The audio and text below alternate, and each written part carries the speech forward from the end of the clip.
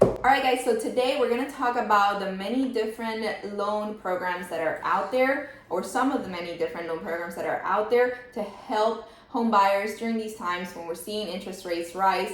And we're going to concentrate today on owner-occupant loans. So if you're buying either as a first-time home buyer or a second-time home buyer, but you're going to occupy your home, these are the programs that we're going to be talking about today. And of course, we're going to cover still the basic ones, which are the ones that have been around for a long time. FHA loans with 3.5% down payment. A lot of people think, oh, it's only for first-time home buyers. Not necessarily.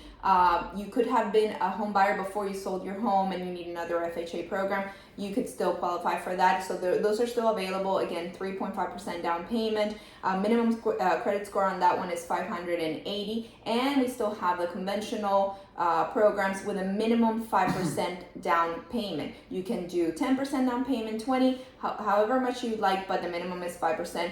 For jumbo loans, you still can buy a jumbo loan, and a jumbo loan is usually a loan that is $715,000 or higher.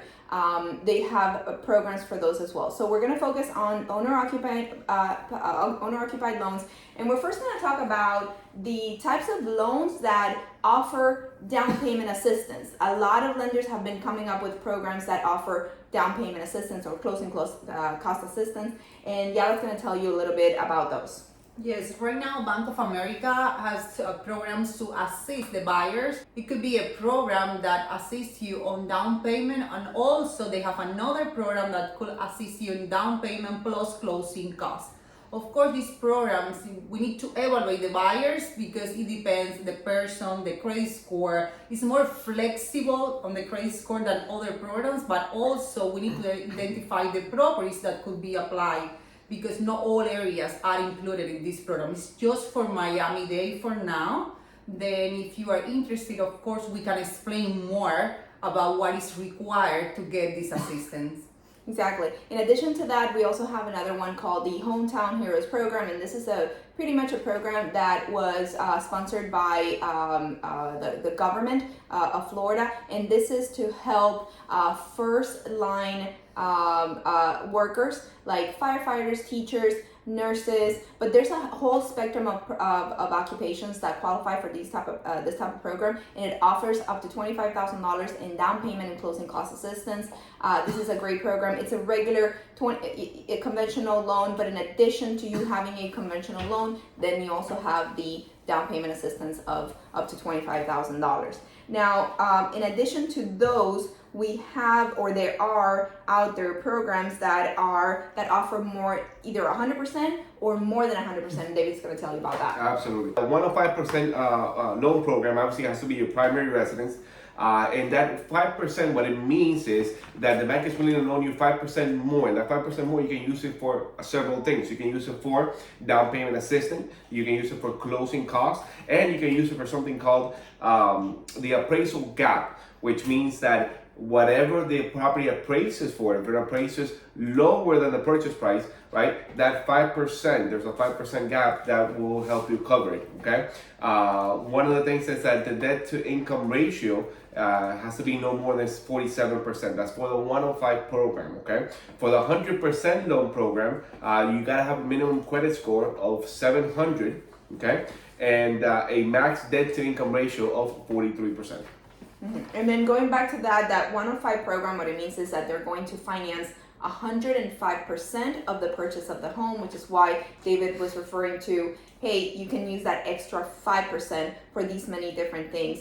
Either, what was it? Closing costs, down payment, and the appraisal gap. And the appraisal gap. So those are very, very good programs that people can utilize. We also have what is called a temporary rate buy down program, and the way this works is that during the first 2 years of your loan, it's going to be a conventional loan, regular loan, and they're going to quote you on the interest rate. But then what they'll do is that they'll give you the option of buying down the interest rate for the first 2 years so that your payments are more comfortable on the first 2 years that you have that mortgage. And then on the third year is going to go up to the 7%. So like, the actual current percentage. So for instance, if the percentage right now, and we're just using a, for instance, amount, so we don't know where interest rates are going to be. So let's use the 7% interest rate for the purchase of a home for right now.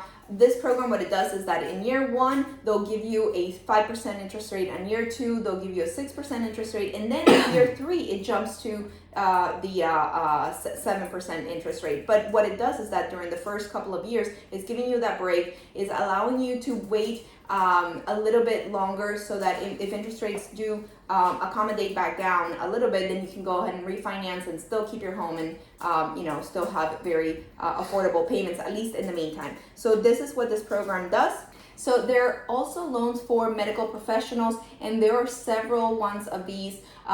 You have loans that are 100% financing with no private mortgage insurance. You also have loans that have adjustable interest rates, meaning that they'll give you a fixed interest rate for a certain period of time, and then they will become variable after that period of time. These are very good options for people who need a lower lower monthly payments today, but they'll know that either their income is going to increase, or they're going to be able to refinance or even sell that property within the time period that the rate is fixed for. Now, even after that rate is no longer fixed, that variable rate, when it becomes a variable rate, is going to have a cap. So your rate is never going to be higher than whatever it is that they stipulate in the contract for you. The point is that these are all good tools that are in our hands, so that we can figure out what is the best way that we can finance these properties, so that we can continue